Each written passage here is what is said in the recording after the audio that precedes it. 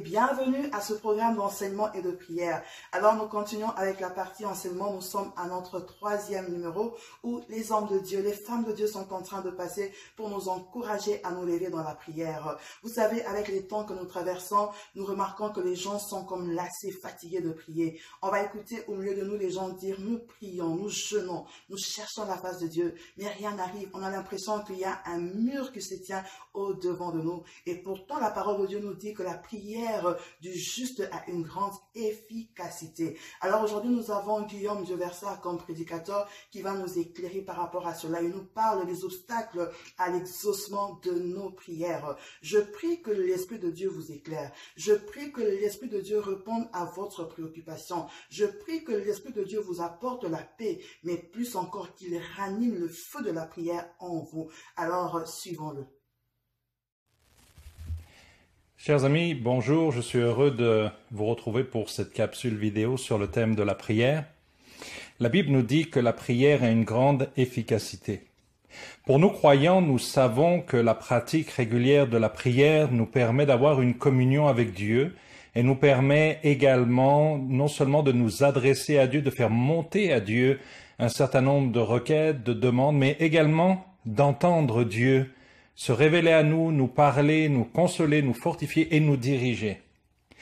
Si parfois nous doutons de l'efficacité de la prière, c'est peut-être parce que nous n'avons pas toujours le sentiment que nos prières sont entendues et que nos prières sont écoutées de la part de Dieu. Il arrive également que nous nous sentions indignes de nous adresser à Dieu. Évidemment, je suis de nature pécheresse, je suis un pécheur. Je ne fais pas toujours la volonté de Dieu, je ne suis pas toujours en accord avec la parole de Dieu dans ma vie et c'est pour cela que je crois parfois que ma prière ne sera pas entendue ou écoutée par notre Sauveur. La Bible nous donne plusieurs témoignages et plusieurs enseignements, un grand nombre d'enseignements sur la prière, l'efficacité de la prière et la foi que nous devons manifester envers notre vie de prière. Pourquoi la foi? Tout simplement parce que dans Daniel, le livre du prophète Daniel, nous découvrons dans un des chapitres une déclaration assez particulière. Au chapitre 10 de Daniel, nous voyons qu'un ange de l'Éternel vient se présenter à Daniel, alors qu'il est depuis 3 semaines dans l'attente, dans le jeûne, dans des supplications, qu'il est dans cette attente de la foi que sa prière va être entendue et reçue.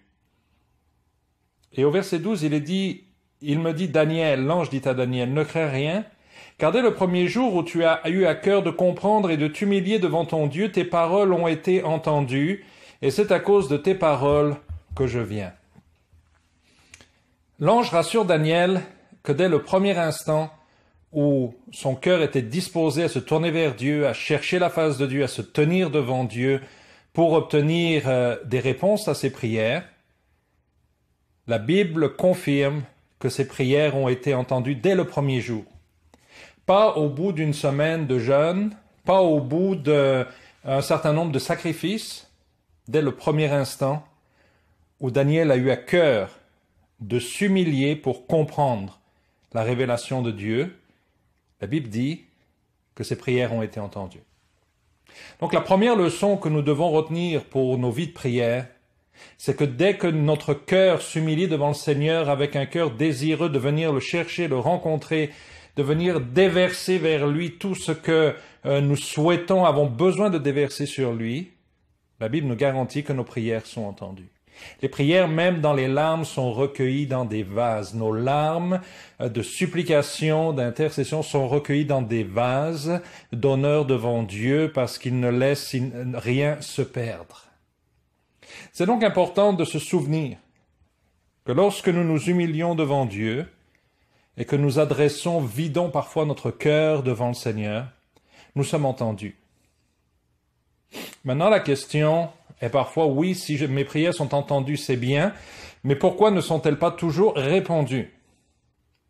La question est intéressante et importante, parce que qu'est-ce qui démotive une vie de prière si ce n'est le fait d'avoir le sentiment que prier ne sert à rien, que prier finalement est une perte de temps parce que je suis à la barre, le maître de ma vie, de mon destin, et que je prie ou pas, cela ne changera absolument rien.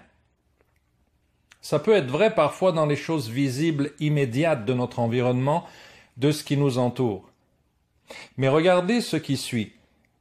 Dans le chapitre 10 toujours du livre de Daniel, le verset suivant, le verset 13 nous dit « Tes paroles ont été entendues et c'est à cause de tes paroles que je viens. » Verset 12. Verset 13. « Le chef du royaume de Perse, donc une autorité spirituelle, m'a résisté 21 jours. Mais voici, Michael, l'un des principaux chefs, est venu à mon secours et je suis demeuré là auprès des rois de Perse. » Ce verset est à la fois mystérieux et à la fois une porte ouverte sur le monde surnaturel. Nous avons véritablement ici la révélation du combat spirituel qui est généré dans une vie de prière et d'intercession. Daniel a à cœur de s'humilier parce qu'il sait que sans Dieu il ne peut rien faire, il a besoin de la révélation de Dieu. Et voici que cet ange lui dit au bout de 3 semaines, « Tes paroles ont été entendues, tu as été écouté. » Mais l'ange, une autorité spirituelle qui règne sur cette région, m'a résisté, m'a empêché de venir jusqu'à toi, t'apporter la révélation. Et il y a fallu qu'une autorité spirituelle supérieure à mes capacités, l'ange Michael, vienne à mon secours au bout de 3 semaines afin que j'arrive jusqu'à toi. Ce que nous ne voyons pas dans le monde visible quand nous prions arrive et produit des effets pourtant réels dans le monde invisible. Et c'est là toute la difficulté dans notre société matérialiste dans laquelle nous vivons, où il nous faut toujours du concret, il nous faut toujours une preuve rationnelle évidente que ce que nous avons fait, demandons, va se produire. Lorsque nous sommes face à la prière requiert notre foi dans nos demandes et dans les promesses de Dieu que Dieu est prêt à accomplir dans nos vies et avec nous. Cela requiert la foi. Et qu'est-ce que ce n'est la foi que la confiance dans les choses qu'on ne voit pas, dans les choses invisibles? Quand nous prions, nous sommes en train d'entrer en guerre avec un monde spirituel qui ne nous veut pas du bien, qui veut éloigner de nous la bénédiction de Dieu, qui veut éloigner de nous la guérison, qui veut éloigner de nous la prospérité, qui veut éloigner de nous l'abondance que Dieu a promis à ses enfants à tous les niveaux, autant spirituels que matériels qu'émotionnels.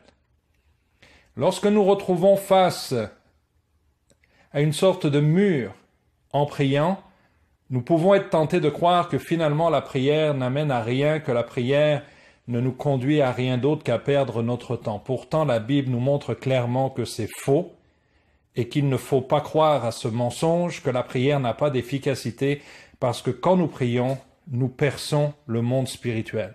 Quand nous prions, nous nous mettons en accord avec la volonté de Dieu dans le monde surnaturel pour que son royaume vienne. Il y a un dernier point également que j'aimerais partager avec vous.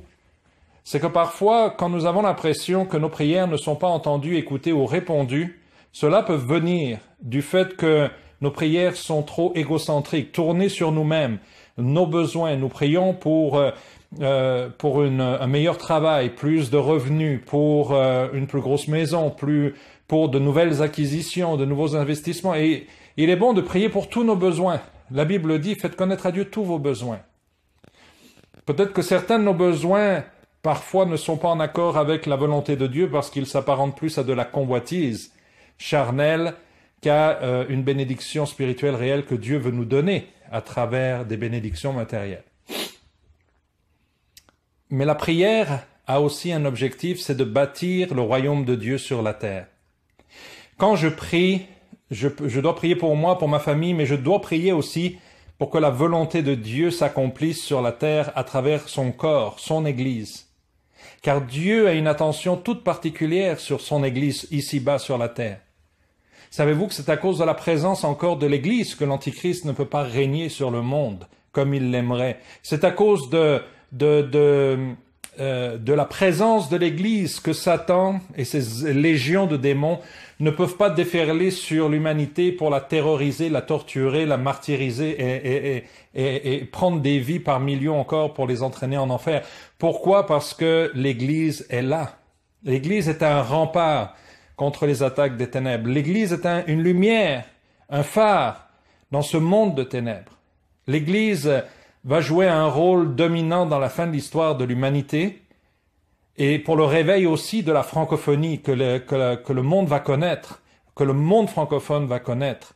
L'Église va devenir un moteur spirituel comme il n'a jamais été dans toute son histoire francophone. Pourquoi? Parce que Dieu a des promesses pour son Église. Dieu a parlé à son Église. Dieu s'est révélé à son Église. Et nous vivons une période de l'histoire de l'Église passionnante parce que Dieu nous a promis qu'il ferait briller sa gloire dans toute la francophonie. Dans des plus grands continents aux plus petites îles, le monde francophone connaîtrait un puissant réveil juste avant son retour. Et nous croyons que Dieu va accomplir ses promesses. Et pourtant, nous sommes là, au jour d'aujourd'hui, à prier, à intercéder, à réfléchir sur la prière. Nous pourrions avoir le sentiment que tout n'est pas accompli, que tout n'est pas encore répondu, que ces promesses ne sont pas accomplies. C'est pour cela que mon dernier point sur la prière est le suivant. Persévérons toujours dans la prière.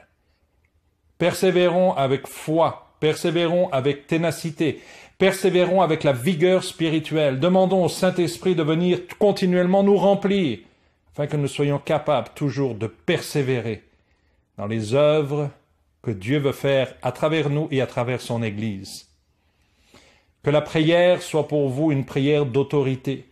Que votre vie de prière soit une vie d'autorité marquée par des combats spirituels qui vont être remportés par la prière, l'intercession et par également le jeûne. La prière est nécessaire pour faire avancer nos vies, pour faire avancer l'Église, pour nous saisir des promesses de Dieu et pour faire tomber ce monde de ténèbres qui retient tant d'âmes captives. La prière du juste a une grande efficacité. Notre première démarche est de demander au Seigneur de nous sanctifier, au Saint-Esprit, de nous sanctifier, et que son sang, le sang de Christ, notre Sauveur, vienne laver, purifier nos cœurs, pour que nous soyons enfin prêts et disponibles pour prier. Que Dieu vous bénisse. Et Seigneur, je prie pour tous ceux qui entendent ce message maintenant, pour que leur vie de prière soit renouvelée, fortifiée, encouragée, et qu'ils aient de nouvelles forces et de nouvelles percées spirituelles, alors qu'ils se tiennent devant toi dans la prière et l'intercession, dans le nom